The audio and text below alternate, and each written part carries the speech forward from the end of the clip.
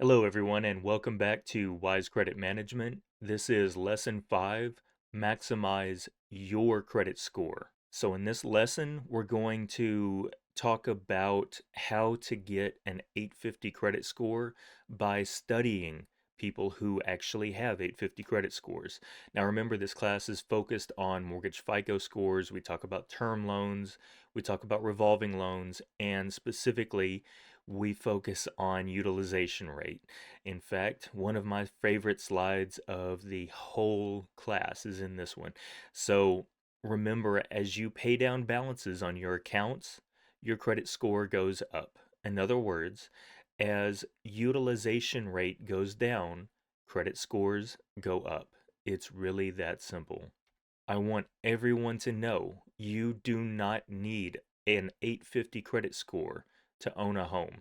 In fact, we're going to cover a testimonial from my FICO forum, which walks us through how a gentleman, a couple, was able to recover from Chapter 7 bankruptcy in 2 years and actually buy a new home in less than 3 years using an FHA loan. So, we're going to walk you through all of that, and really, I hope that you get a lot of good insight from this lesson. So, let's get started. And hey, if this is your first time joining us, we're so happy to have you here. This is just a short introduction and a review of the Essentials class. We have several pretty simple goals for the class. Mainly, I want you to understand the principles of wise credit management. My name is Jason Johnson, and while I was an active real estate professional, I focused on first-time homebuyers, many of whom needed help with their credit. Then one day, I believe that God put it on my heart to develop the program that I wish existed for people with credit problems. I know this class isn't the most entertaining, but I believe that it will be the most informative for you. It's completely free to students. It's the most comprehensive program that I know of, and if you pay attention and learn the material, you will be able to build and maintain a good credit score to help you accomplish your goals. I want you to learn how credit really works while being simple and avoiding too much complicated math. It's wisdom that works in the real world. All views expressed are my own and from my experience as a former mortgage professional. Just like your accounting professor won't do your taxes for you, I can teach you how the credit system works, but I can't help you with your credit. On the other hand, what if you do need a professional to help you out? Well, we do have members that can help you. Most real estate professionals can't, or rather shouldn't, try to help you out with your credit because it's just not what they do. You don't really need to understand something as complicated as credit algorithms. You just need to know someone who can understand it. If you need help with getting a good credit score or buying a home, we have a directory of professionals who are ready, willing, and able to help. The directory also has many other types of professionals who you might need along the way. I'm not endorsing any specific company or service, but if that person lists their company on this website, you know they're willing to help you on your journey.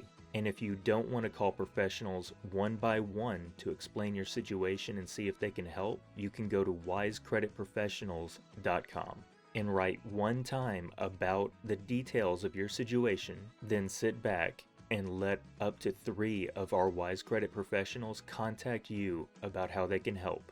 I show you a lot of screenshots of other companies' websites so that you can see where the information that I get comes from, but the class is considered a new work for education and commentary purposes and therefore does not violate copyright law. Many of the screenshots that I use are directly from the company that calculates your FICO credit score and from the big 3 credit bureaus.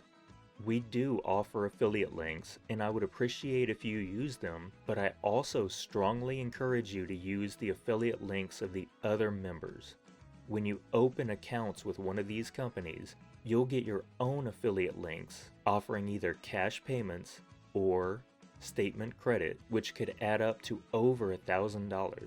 And you can see how easy it is to forward the link to this class as well as your own affiliate links to anyone who might need this class. And if you want to see what new opportunities are available since I created this video, you can go to the home page and click on Options and Opportunities for you. This is where you can find our directory to local professionals and not just someone on the phone offering you a rate they can't actually give you. And you can also find affiliate links to other companies that can help you along your journey. Guys, who wishes I would talk just a little bit faster and make the videos just a little bit shorter? Well, I can. Just go to your settings and adjust the playback speed. Guys, thank you so much, and with all that having been said, let's begin.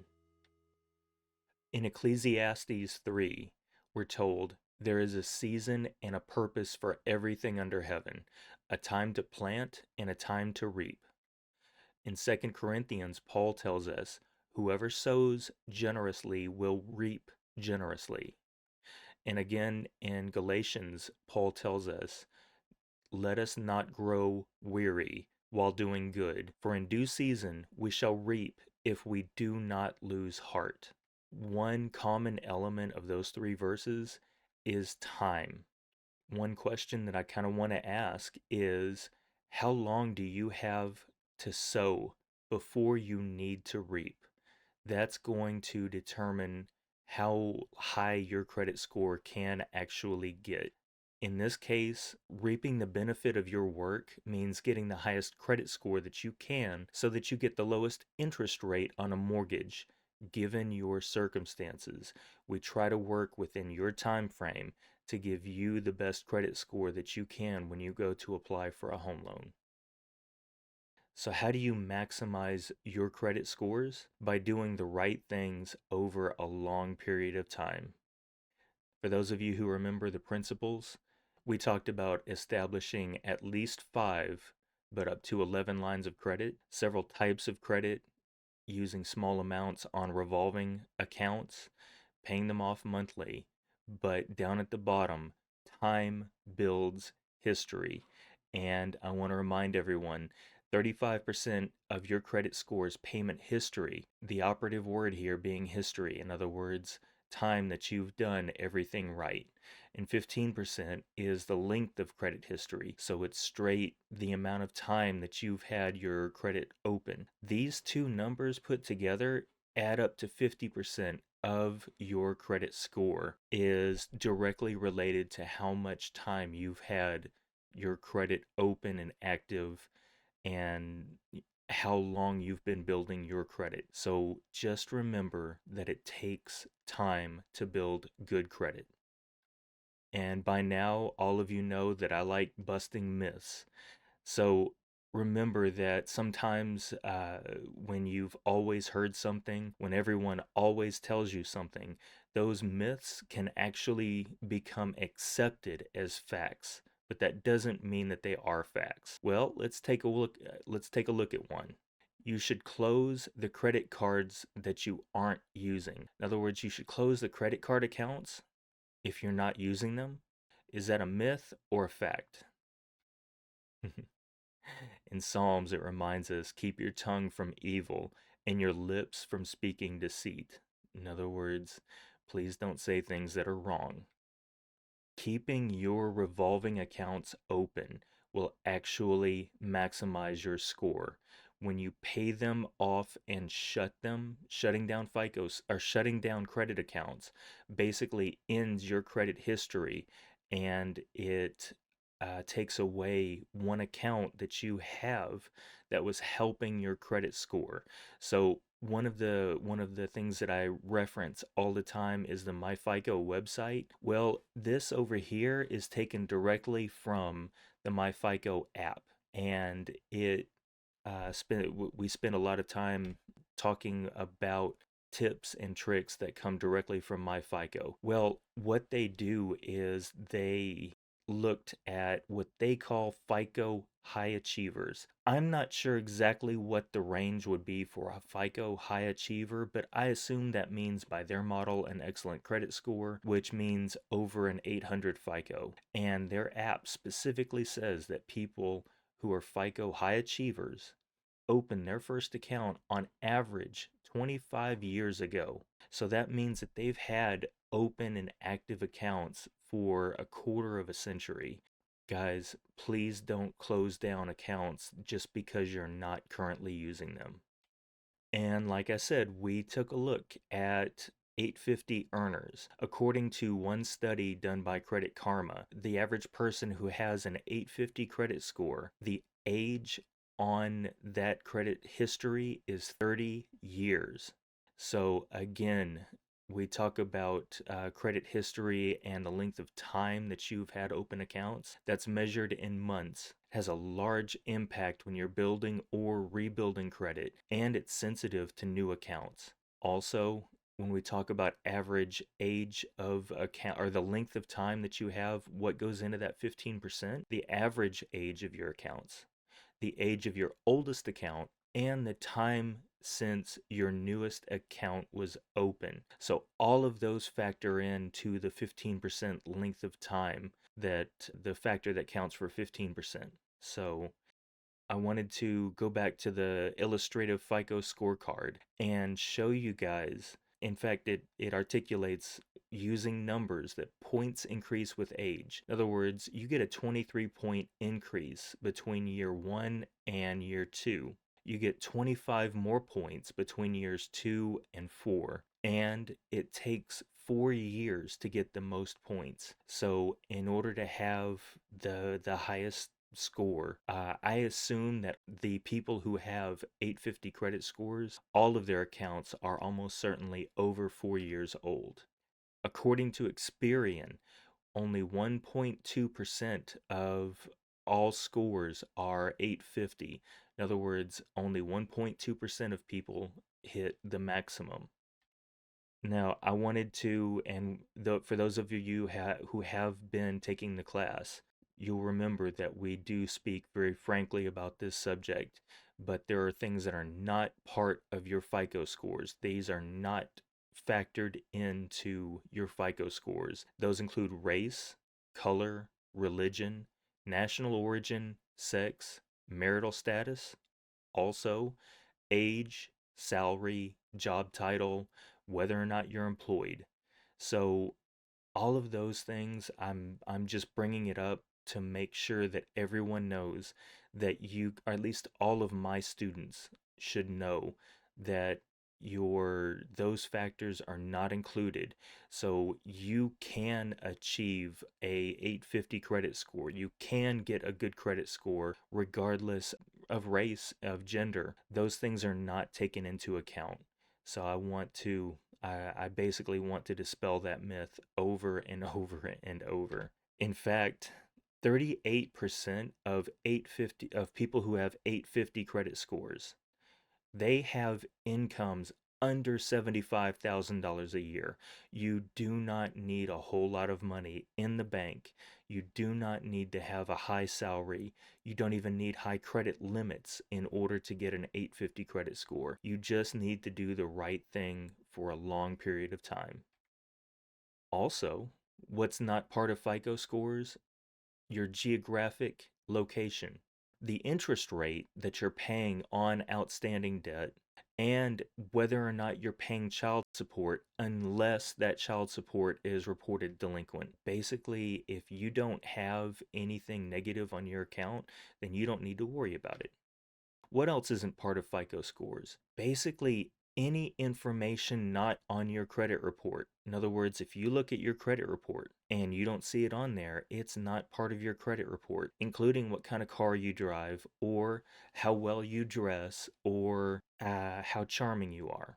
So FICO scores are not using anything that's not proven to be predictive of whether or not you are statistically more likely or less likely to repay a debt or to fall behind on a debt within 24 months. And we've already covered that. And also, not part of FICO scores is any involvement in credit counseling. Now, credit counseling is something we're going to get into in lesson 7 and lesson 8, but involvement in credit counseling, that alone won't affect your FICO scores. And we took a look at a different study CNBC study. They talked to a gentleman named Jim, and forgive me, Jim, I'm going to mess up your name, Drosky. He's the president of Illinois Credit Services. He has an 850 credit score, and he has 6 credit cards. The average age is almost 11 years. So he's had his accounts open for a long time, over 4 years like I discussed. And his oldest account is almost 35 years. So he probably got a credit card when he was 18 years old and hasn't closed it since. Jim also has a 1% debt utilization. Now, let's take a look. Experian actually did a study. So we've got 3 different studies so far taking a look at 850 credit scores. And the average credit score in the US is 700. So we've got a perfect credit score of 850 versus an average credit score of 700. Well, how many credit cards do people with 850 credit scores have? About 6.4, and the average credit score of 700 only has 3.8. Now, the balances that someone with an 850 credit score has on average is about $3,000. On the other hand, the average person carries about $6,500 in debt. So, what does that mean? People with 850 credit scores have more cards and lower balances, which means that they have a lower utilization. And they also have more trade lines, which means basically that, and here's my favorite slide, the lower your utilization rate, the higher your credit score. So I know that this slide is overly simplistic. It's my best artwork ever. And obviously I have a dry sense of humor, but I'm trying to articulate the point that if you pay down your debt, your credit scores go up. It's really just as simple as that. I also wanted to make the point, as long as we're talking about 850 credit, according to, like I keep referring to, myfico.com, in some cases, a low credit utilization ratio will have a more positive impact on your FICO scores than not using any of your available credit at all. In other words, low utilization may be better than zero utilization.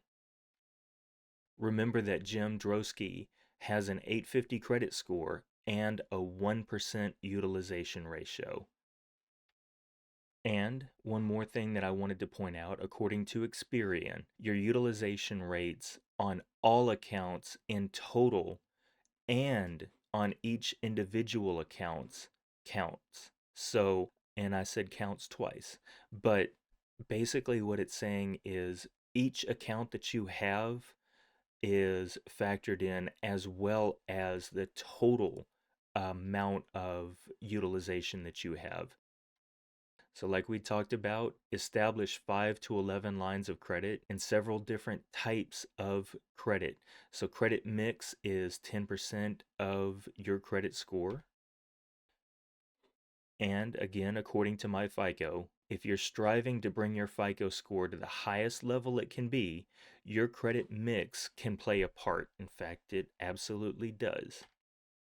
According to the FICO app, the MyFICO app, FICO high achievers have an average of 11 revolving accounts, in other words, 11 credit cards. And they have an average of 5 installment loans. In other words, a mortgage, a couple of cars, student loans, things of that nature. So they've got 11 credit cards and 5 installment loans.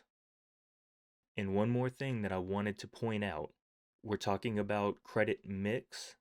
Authorized user accounts don't count toward your credit mix. So that means that authorized user accounts only help you so much. So it's always a wise thing to do to build your own credit. Also, my FICO says you don't need one of every type of account. So you don't have to have one mortgage, one car loan, one student loan, one retail account, and one credit card account. What about new credit? Well, remember, hard inquiries show the intention of acquiring more credit. In other words, acquiring more credit increases risk to any potential lender. And hard inquiries affect your credit scores for 12 months. And they stay on your credit report for 2 years. In other words, after 12 months, they no longer affect your credit report, or they no longer affect your credit score, but they stay on your credit report for 2 years. And according to Experian, late payments, in other words, 30 days past due, are, well, it says rare among individuals with exceptional scores. And they appear on just 0% of the credit reports with people with 850 credit scores. So no one with an 850 credit score has any kind of derogatory mark on their credit. Payment history being 35%. Remember, one late payment can drop your credit score 65 points, and that impact reduces over time. So for the first 6 months, it's 65. Then up to a year, it's 60 points, and it kind of goes down from there. But after 2 years, one late payment still costs you 20 points until it winds up dropping off your credit report. One thing that I wanted to mention to everyone while you're building credit right now and in the future, we all get busy, we all make mistakes, we all forget things. It happens, we're human. Setting up auto pay on your accounts will keep you from having late payments. In other words, 30 days on accident is still a 30-day late, which could affect your credit score for 7 years. One thing that I do want to mention with regard to a late payment, if you wind up getting behind on one payment, what you can do is catch up on that account and then call the company and ask them what you can do to have that late payment removed.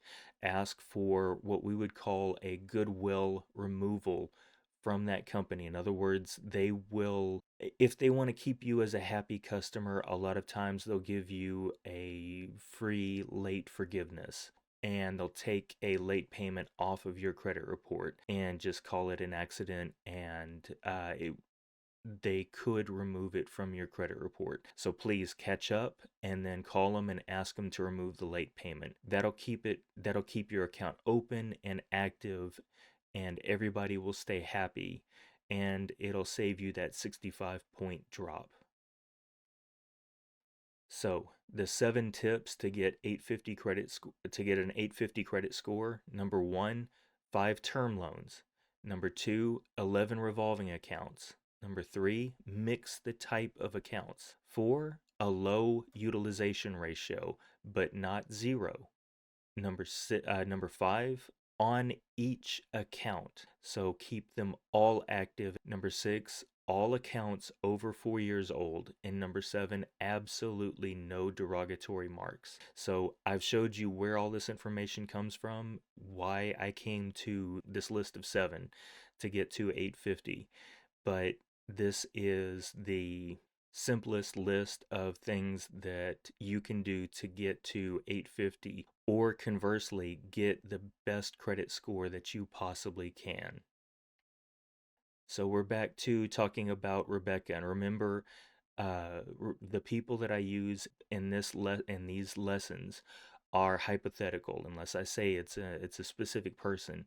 This is clip art, stock photos. So basically, I came up with a cliche scenario for different people, and our cliche scenario for a young college student who's building credit is Rebecca. And I gave her a hypothetical one derogatory account that's not hers. In lesson 7, we're going to cover how she can dispute that. And it's not listed here, but in lesson 9, I'm going to show her how she can freeze one account so that a credit company cannot pull that one account.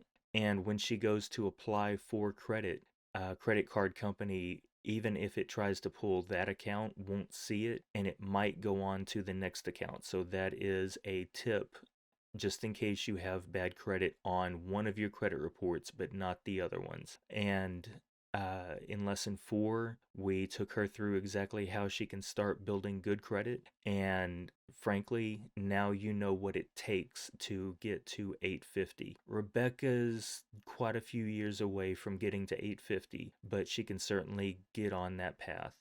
Now, Robert is in his mid 20s. He's made some mistakes financially. In lesson 7, we're going to cover how he can recover from his bad credit. We're going to develop a plan to make sure that he avoids lawsuits and judgments. We want to minimize the negative effects of his past and build long term credit for his future. Remember from lesson 4, there are quite a few options available to you to build credit, including Credit Strong and Self Lender. Robert and Rebecca want a better credit score as soon as possible.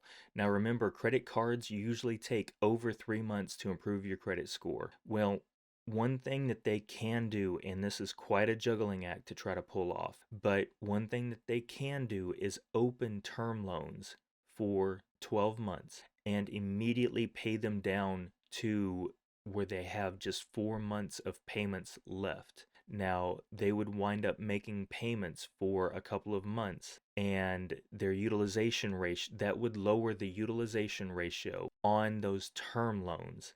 And of course, it won't count against their debt to income ratio. We're going to cover that in great detail in lesson 10. But having done all this, after 2 months, they'll only have 2 months of payments left and a utilization ratio of under 20% on those term loans.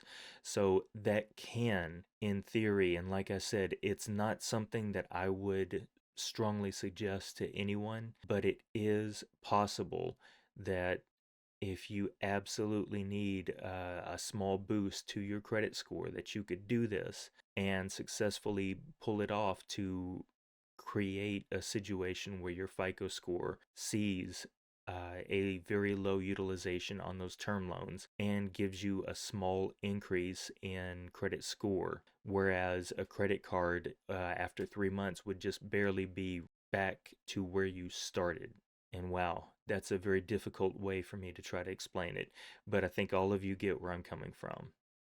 And remember, with this class, I strongly encourage you that while you're building credit, spread the word about this class. Spread your knowledge about how to build credit to your friends, to your family, to anyone who will listen. And you also get the benefit of using referral links from these companies. So these companies that I suggest that you can work with to help you build credit also help you by giving you referral links, and you can wind up earning money, $1,000 or more. That sounds like a lot of money to earn while you build your own credit. And of course, you can find that at the website wisecreditmanagement.com/sow, as in sow and then reap. And let's take a minute and talk about Charlie. For those of you who remember, Charlie is my hypothetical guy. He's dealing with so much: job loss, divorce, medical issues, child support, student loan debt, and anything else you can think of, throw it on him. If you are in a bad situation, the first thing that I want you to do is take a minute and understand that this is not the end of the world. If you're going through great difficulty, take care of yourself first. You can worry about your credit score later. In fact, we've got something that's going to help you out, and we're going to talk about that here in just a second. But if you are in great difficulty, I want you to remember that Psalms teaches us joy cometh in the morning. Things are going to get better, and it's going to be okay. Now, we're going to cover a real world testimonial. This is from the MyFICO forum, and it's from, I love this name. Whoever came up with this name, it's great. Debt stinks. So basically, the situation here, and I'll save you from having to read all this, but it's a couple that filed for Chapter 7 bankruptcy in November of 17.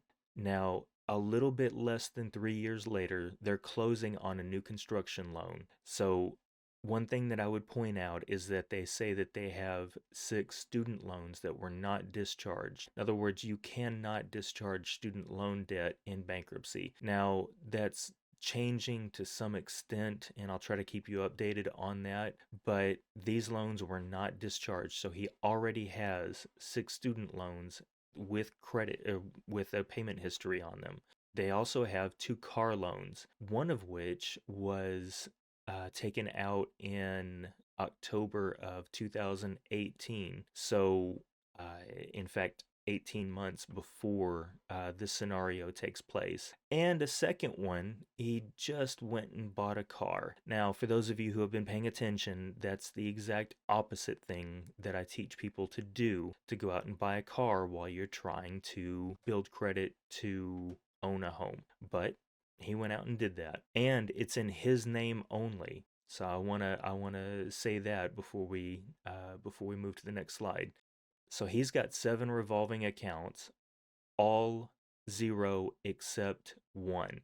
So if you go to my FICO forum, or if somebody starts using that acronym, that's all that it means. Every open account is a zero balance except for one, and he kept a $2 balance on it. So all of his revolving accounts were open between 11 of 17 when he filed bankruptcy, maybe the next day, and February of 2019, which is about a year and a half before he wants to close. So over 1 year old. So he's doing fine on that front.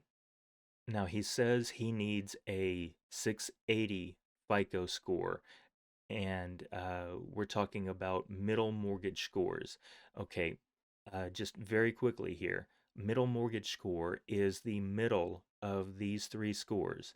So he has a 673, a 707, and a 667. Okay, 667 is the lowest, 707 is the highest, and right in the middle is a 673. He needs a 680, so he needs 7 more points. His wife, on the other hand, who didn't go out and buy a new car in her name right before right before she's trying to qualify for a mortgage. She, on the other hand, has a 681, a 729, and a 714. So the 681 being the lowest, 729 being the highest, her middle score is 714. So what's good about their situation? They've got multiple accounts, a good mix, and a low utilization. What's bad? This guy. He goes out and buys a new car. Now you actually get a hard inquiry. Now you've got a new account with no payment history, and you've got 100% utilization ratio on that term loan, and it's only in his name, which accounts for his score being significantly lower than hers. So, back to their scenario. Basically, what he's asking for is, how does he get his credit score up from this 673 to 680 within a few months to be able to own a home? Well, one thing that I want to ask, let's go back for a second and ask ourselves, what should he have done? He just bought a new car. What should he have done? Well, again, I have a dry sense of humor. Get a scooter. Get a scooter and you can own a home. Sometimes it's that simple. Take the least possible thing that is going to get you where you need to go. Buy a cash car, use Uber, do whatever you have to do for a few months until you close on your home. But like I said, he needs 7 points between now and in this period of time. It's between 4 of 2020 and 7 of 2020. So he's got 3 months to raise his credit score 7 points. How is he going to do it? Well, one thing that he could do is pay every dollar possible to the new car balance. Also, one thing that he could do is increase the balances on all of his cards. Remember, we just talked about this in how to get an 850 credit score. Now, obviously, he's nowhere near that. He's not going to have that for as long as that bankruptcy is on his credit report. But he could increase the balances on his credit cards to 1% each. And just to illustrate that this could actually help, we have a man or woman, don't know, I'll say a contributor, an established contributor, ready for my home, who says, hey, have you tried carrying a bit more on one card or adding a small balance to a second? All zero except one actually decreases this person's credit scores. And their credit scores do best with small balances on a couple of cards. I think because I have old derogatory items, so it shows responsible credit usage. Okay, I don't think that it has anything to do with your older accounts, but this person is actually restating what I said, whether or not they looked at the information that we already have. But basically, what they're saying is that in practice, it actually does help their credit score to carry small balances on their credit cards. So he says it's worth trying, he or she says it's worth trying since you have time.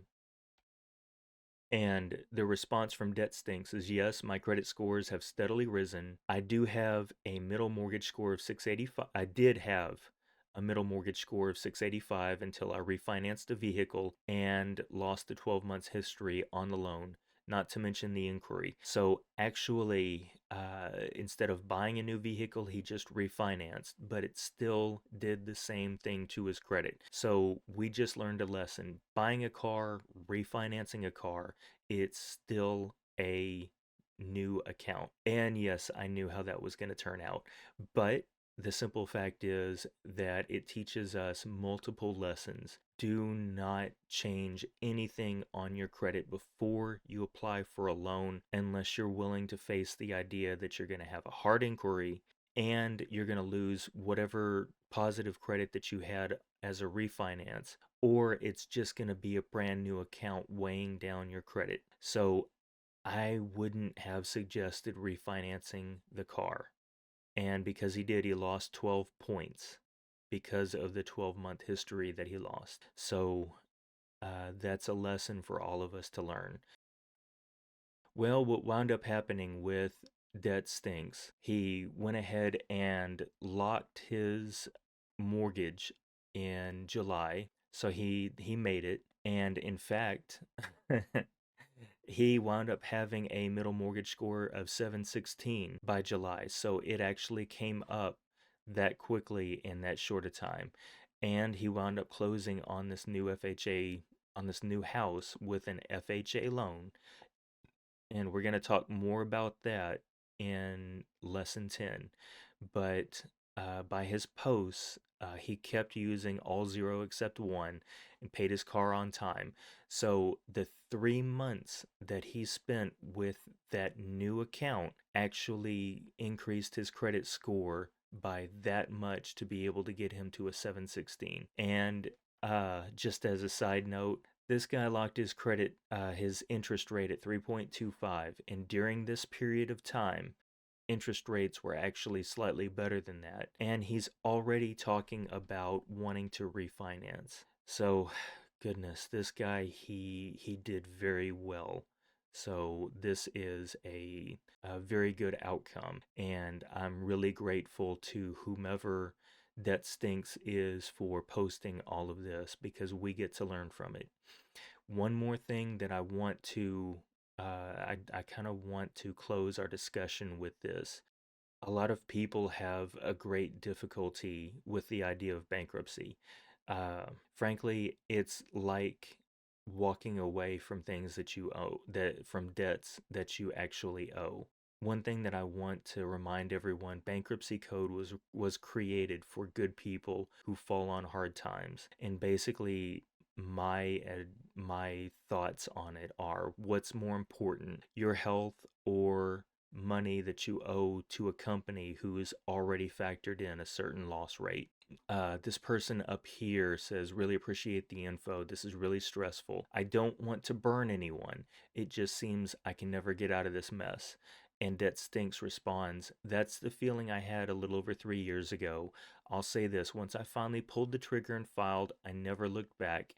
I have no regrets about filing. Obviously, we're good people at heart, and the bankruptcy code was created for good people who fall on hard times and need a reset button.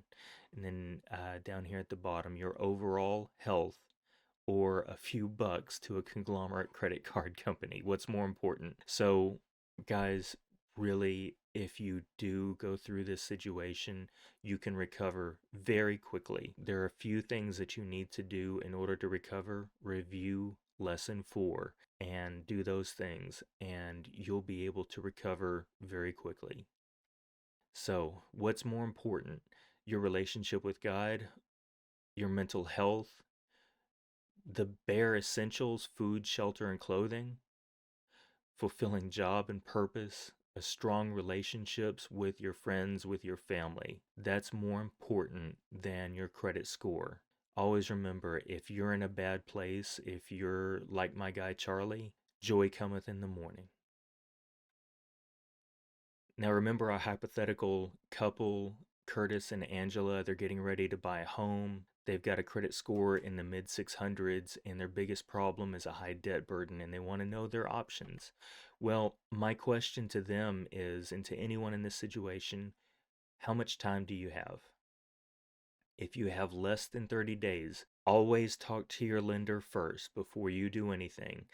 But one thing that you could do is pay down your revolving debt to 1% utilization ratio, pay down installment debt to under 10% of the original balance, and use something that's available to lenders called Rapid Rescore. Talk to your lender.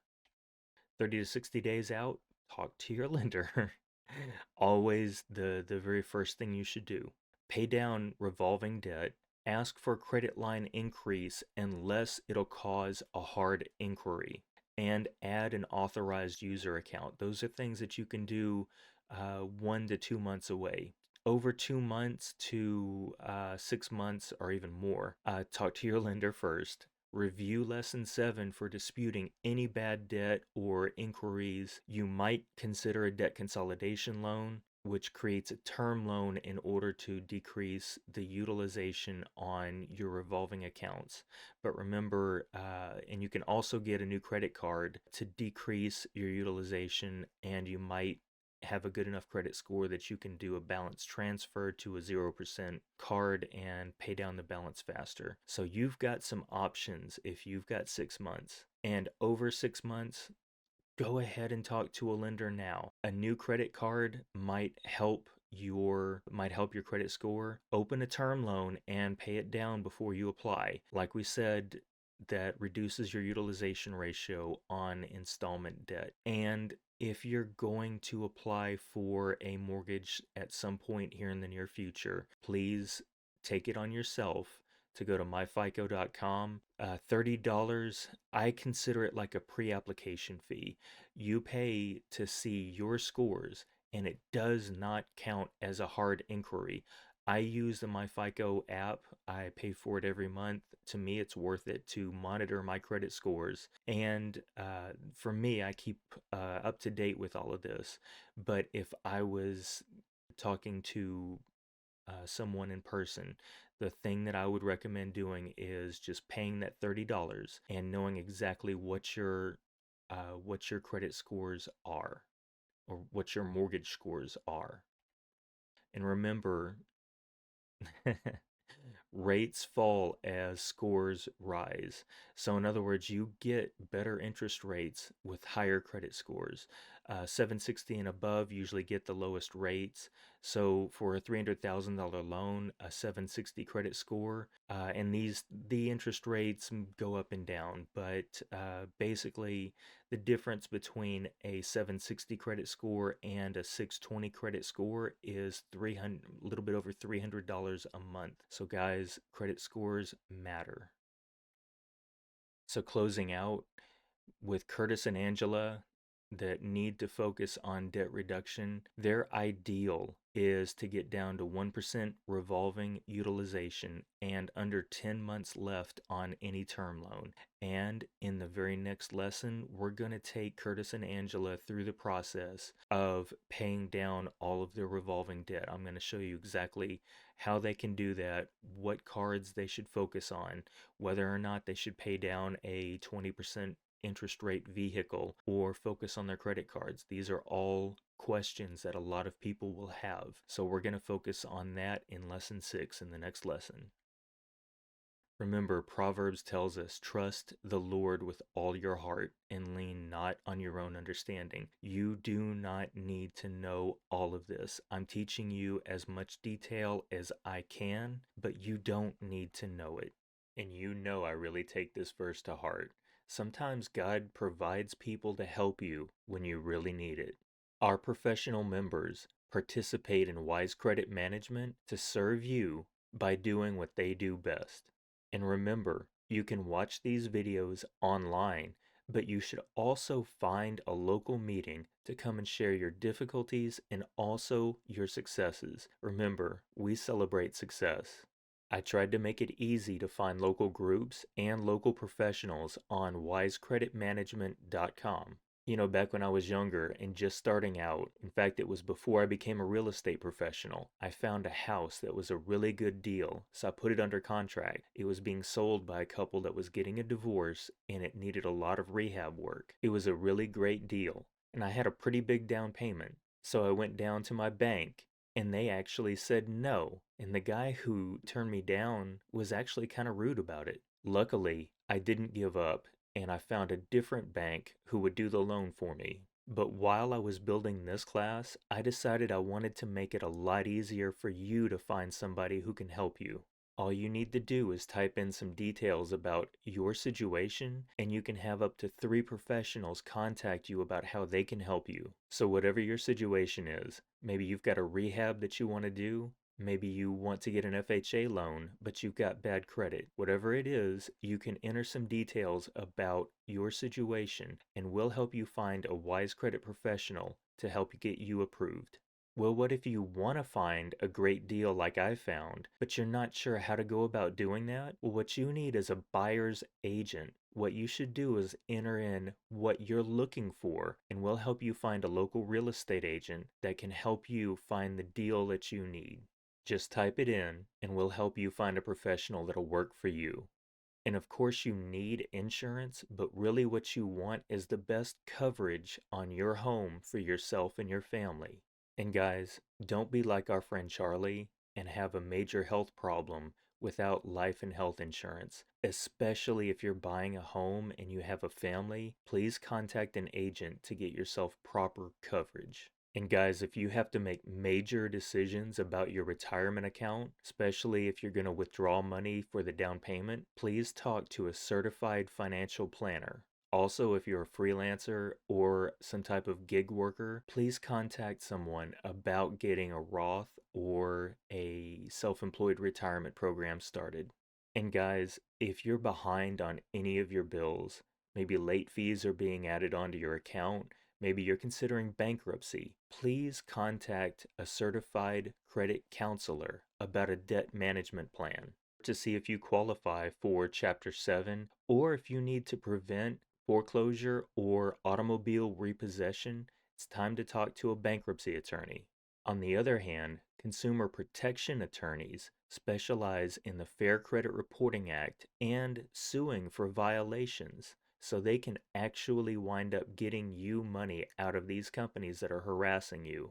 And credit repair organizations can help you by professionally disputing bad debt. Many of them are former or even current mortgage professionals who know the laws on disputing and how to get things removed from your credit report. And finally, if you need a reliable and inexpensive car like our class mascot, the Golden Nugget, then you should contact one of our dealers who can help you find what you need. Your homework for this particular lesson. First of all, what's your time frame? And what are some of the things that you can do to maximize your score between now and then? Always remember my favorite slide. Credit scores go up as utilization rate goes down. And remember to document your journey. As you pay down debts, how does that affect your credit score? Always try to keep track of changes. Remember, incremental progress is important. Small positive changes keep encouraging you. I also want to encourage you to save any kind of correspondence or legal documents. And really, this helps you create your own success story. Remember to join our community. I try to be on the major social networks. If you're on YouTube, remember, like and subscribe. But guys, really, celebrating success and community is important. And we want to see not only the things that you're going through and help you handle them, but we also want to see success. So please join our groups. And feel free to talk to anyone about this class. Please spread the word. And it also helps you if you have referral links. You feel free to use those to help other people build their credit. Remember, success is overcoming. Guys, stay focused on your goals and try not to worry too much about the obstacles. Develop your goals and use the knowledge that we discuss in this class to help you get where you need to go. The next lesson, a little preview. Wise debt reduction. So first we're going to talk about the debt snowball. A lot of you may have heard of that, but we're going to talk about what that is. We're also going to talk about the debt avalanche, which is a slightly different technique, but it also works very well. And then we're going to talk about wise debt reduction. Now, this is what I came up with. This is how I would approach it if I were deeply in debt and had high balances on revolving accounts. Basically, what I would say is pay down credit cards that you can use in an emergency first. In other words, the credit card that you pay off is your emergency fund. So it takes into account the need for an emergency fund as well as helping you pay down your revolving accounts. So starting with the lowest account first, well, what if the lowest account is your Kohl's card and you can't really use that to repair your car? So what I suggest is the best way to start is to pay down a credit card that you could use in an emergency if you needed to. Now we talk about a lot more than that, and like I said, we walk Curtis and Angela through paying down their debts, but that's the gist of the next lesson. Start with the highest interest rate or the lowest balance. It doesn't really matter that much, and I'll show you that it only costs 2 months worth of payments, but you wind up developing a emergency fund that you can use again if you need to in the process of paying down your credit cards. And remember that term loans automatically raise your credit score over time. And like I said, we're going to talk about our hypothetical couple, Curtis and Angela. They've got high revolving debt and a high debt utilization ratio. Middle mortgage score of 636. We're going to start them with $100 per month over their minimum monthly payments. In other words, all that they can afford to put toward paying down debt is $100 per month over their minimum required payments.